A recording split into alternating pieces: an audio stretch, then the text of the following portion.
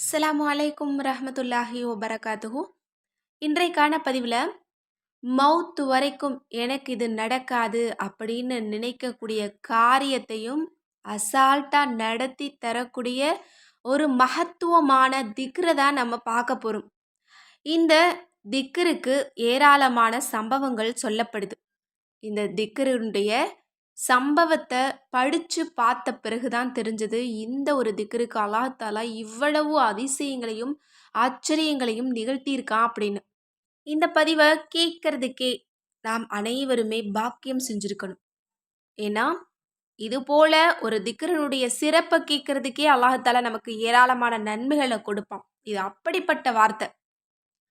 இந்த திக்ருக்கு நிறைய சம்பவங்கள் புத்தகத்தில் எழுதப்பட்டிருக்கு. இன்றைக்கு நான் உங்களுக்கு தேர்ந்தெடுத்து ஒரு சம்பவத்தை மட்டும் நான் சொல்கிறேன். இந்த வார்த்தையை சொன்ன உடனே அல்லாஹாலா நடு இரவில் ஒரு மனிதருடைய தேவையை கபூலாக்கி கொடுத்தான்.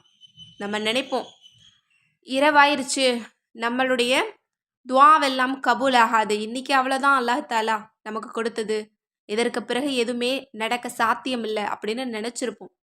ஆனால் அல்லாஹாலா நாடிட்டான் அப்படின்னா யாரும் அறியாத வண்ணம், யாருமே முழிச்சிருக்கணும் அப்படிங்கிற கட்டாயம் கூட கிடையாது. எல்லாரும் தூங்கிட்டு இருந்தாலும் நம்முடைய தேவையை நம்முடைய ரப்பு நமக்கு நடத்தி தருவான். அப்படிங்கிறதுக்கு இந்த ஒரு சம்பவம் போதும். அதாவது ஒரு மனிதர் இருக்காரு. அவர் ரொம்ப வசதி படைத்த செல்வாக்கான ஒரு மனிதராக இருக்காரு. அவருடைய படுக்கை அறையே ரொம்ப உயர்தரமானது. அவர் படுத்து உறங்கும் மெத்த அதை விட உயர்தரமானது.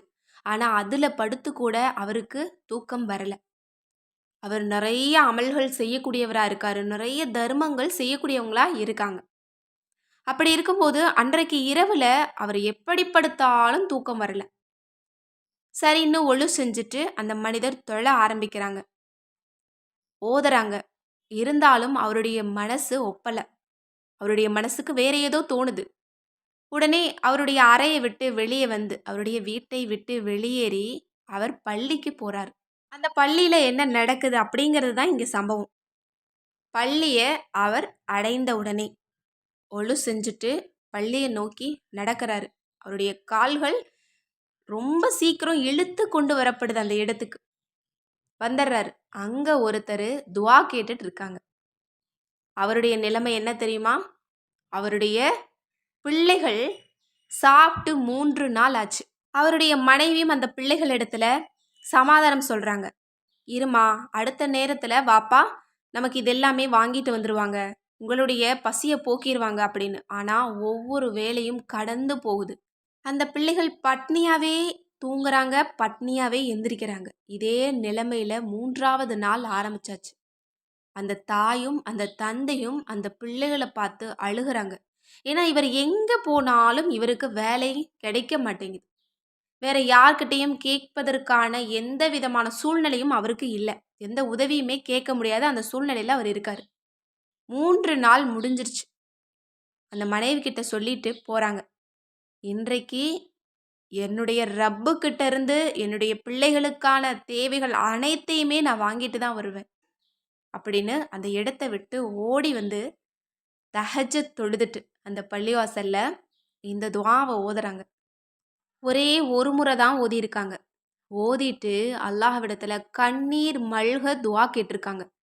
அல்லாஹ்வே, என்னுடைய பிள்ளைகளுடைய நிலைமை நீ தான் அறிவ, வேற யாருமே அறிய முடியாது. என்னால் எதுவுமே செய்ய இயலாதவனா நான் இருக்கேன். எனக்கு யாருடைய உதவியுமே கிடையாது. எனக்கு நேரடியாக எனக்கு உதவி செய்கிறப்பே, நான் என்னுடைய மனைவி கிட்ட சொல்லிட்டு வந்திருக்கேன், உன்கிட்ட இருந்து உதவியை நான் வாங்கிட்டு தான் போவேன் அப்படின்னு. அதனால் கண்டிப்பாக எனக்கு உன்னுடைய உதவி எனக்கு தேவை ரப்பே, எனக்கு இந்த நேரத்தில் உன்னுடைய உதவியை கொடு அப்படின்னு சொல்லி சத்தம் போட்டு அல்லாஹ்விடத்தில் துஆ கேட்டிருக்காங்க. அவங்களுடைய நிலைமைகளை பூரா எடுத்து சொல்லி. அப்போது இந்த வசதி படைத்தவர் இருக்கார் இல்லையா, அவரு அதே இடத்துல இந்த மனிதர் கேட்கக்கூடிய துஆக்களை எல்லாம் காது கொடுத்து கேட்டுட்ருக்காரு. அப்போதான் புரிஞ்சது, அல்லாஹாலா இந்த நேரத்தில் இந்த பள்ளிவாசலை நோக்கி ஏன் வர வச்சான் அப்படிங்கிறது புரிஞ்சது. அவர் துவா கேட்டு முடிச்ச பிறகு அவரை சமாதானம் பண்ணி, உங்களுடைய பெயர் என்ன, உங்களுடைய நிலைமையெல்லாம் நீங்கள் துவா கேட்கும்போது நான் கேட்டுட்டு தான் இருந்தேன் அப்படின்னு சொல்லிட்டு அவருடைய பாக்கெட்டில் கையை வச்சு அங்கிருந்து வரக்கூடிய ஒரு பெரிய தொகையை அந்த நபர்கிட்ட கொடுக்குறாங்க. அந்த ஏழை நபர் அதை வாங்கிட்டு எதுவுமே புரியாமல் பார்க்குறாங்க. அப்போது இவர் சொன்னாராம், அல்லாஹ்விடத்தில் நீங்கள் கேட்ட உதவி இதுதான். நீங்கள் இந்த நேரத்தில் என்னுடைய ரப்புக்கிட்ட கேட்டால் கிடைக்கும்னு இந்த நேரத்தில் வந்து நீங்கள் அல்லாஹ்விடத்தில் கேட்டீங்க இல்லையா, அல்லாஹ் இதே நேரத்தில் உங்களுக்கு கொடுத்துட்டான், இதை பிடிங்க அப்படின்னு சொன்னாங்களாம். அப்போது அவர் சந்தோஷத்தோட அல்ஹம்துலில்லான்னு சொல்லிட்டு ஆனந்தத்தில் சஜிதாவில் விழுந்து நீண்ட நேரம் கண்ணீர் மழுக அவர் வந்து அவருடைய நன்றியை தெரிவித்தாராம். அதற்கு பிறகு இந்த நபர், இந்த வசதி படைத்த நபர் இருக்கார் இல்லையா, அவருடைய விலாசத்தை அந்த நபர்கிட்ட கொடுக்குறாங்க. இந்தாங்க இதை பிடிங்க, இதில் என்னுடைய விலாசம் இருக்குது, உங்களுக்கு எந்த நேரம் எந்த உதவி தேவை அப்படின்னாலும் இந்த விலாசத்துக்கு வாங்க, நான் உதவி செய்கிறேன் அப்படின்னு. ஆனால் அதற்கு அந்த ஏழை நபர் என்ன சொன்னாங்க தெரியுமா? நம்மளாக இருந்தால் என்ன பண்ணியிருப்போம், அதை வாங்கி வச்சுட்டு அல்லாவே வாழ்நாள் முழுக்க எனக்கு நீ உதவி செஞ்சுட்ட அப்படின்னு சொல்லியிருப்போம். ஆனால் அந்த ஏழை என்ன சொன்னார் அப்படின்னா, இல்லை எனக்கு இது தேவையில்லை, எனக்கு உங்களுடைய விலாசம் தேவையில்லை, அனைவருக்குமே கொடுக்கக்கூடியவனுடைய விலாசம் என்கிட்ட இருக்கு, அதுவே எனக்கு போதும், அவன்கிட்ட கேட்டால் எனக்கு இதைவிட சிறந்ததை கொடுப்பான் அப்படின்னு சொல்லி வேணான்னு சொல்லிட்டாங்களாம். அல்ஹம்துலில்லாஹ், எப்படிப்பட்ட சம்பவம் பார்த்தீங்களா? அந்த நபர் ஓதிய துவா என்ன தெரியுமா? அது இந்த துவா தான். அல்லாஹும்ம இன்னி அஸ்அலுக பி அன்ன லக்கல் ஹம்த லா இலாஹ இல்லா அன்த வஹ்தக லா ஷரீக லக்கல் மன்னானு யா பதி அஸ்ஸமாவாதி வல் அர்லி யாதல் ஜலாலி வல் இக்ராமி யா ஹய்யூ யா கையூமு இன்னி அஸ்அலுக்கல் ஜன்னத வ அஊது பிக்க மினன்னார். இதனுடைய பொருள் என்ன அப்படின்னா, அல்லாஹ்வே, நிச்சயமாக புகழ் அனைத்தும் உனக்கே உரித்தானது. வணக்கத்திற்குரிய இறைவன் உன்னை தவிர வேறு யாரும் இல்லை. நீ தனித்தவன், உனக்கு யாதொரு இணை துணை இல்லை. மிக கொடையாளன், வானங்களையும் பூமியையும் முன்மாதிரியின்றி படைத்தவனே, மகத்துவமும் கண்ணியமும் உடையவனே, நித்திய ஜீவனே, இத்தனை உனது பெயர் மற்றும் தன்மைகளை கொண்டு நிச்சயம் நான் உன்னிடம் சொர்க்கத்தை கேட்கிறேன், இன்னும் நரகத்திலிருந்து பாதுகாப்பும் தேடுகிறேன். அல்ஹம்துலில்லாஹ், நாம் அனைவருமே இந்த துவாவை மனனம் செஞ்சு வச்சுக்கணும். இந்த துவாவை தஹஜ்ஜத்துடைய வேலையில் ஒரு முறை ஓதி நீங்கள் அல்லாஹ்விடத்தில் கை ஏந்தினீங்க அப்படின்னா, மௌத்து வரைக்கும் கிடைக்காதுன்னு நினைக்கக்கூடிய காரியங்களை கூட அல்லாஹாலா விரைவாக உங்களுக்கு நடத்தி தருவான். ஒரே ஒரு விஷயத்தை மட்டும் மறந்துடாதீங்க, முழு ஈமானோட அல்லாஹ்வின் மீது நம்பிக்கை வச்சு நம்ம ஒரு அமல் செஞ்சால் மட்டும்தான் அதற்கான பலன் நமக்கு கிடைக்கும்.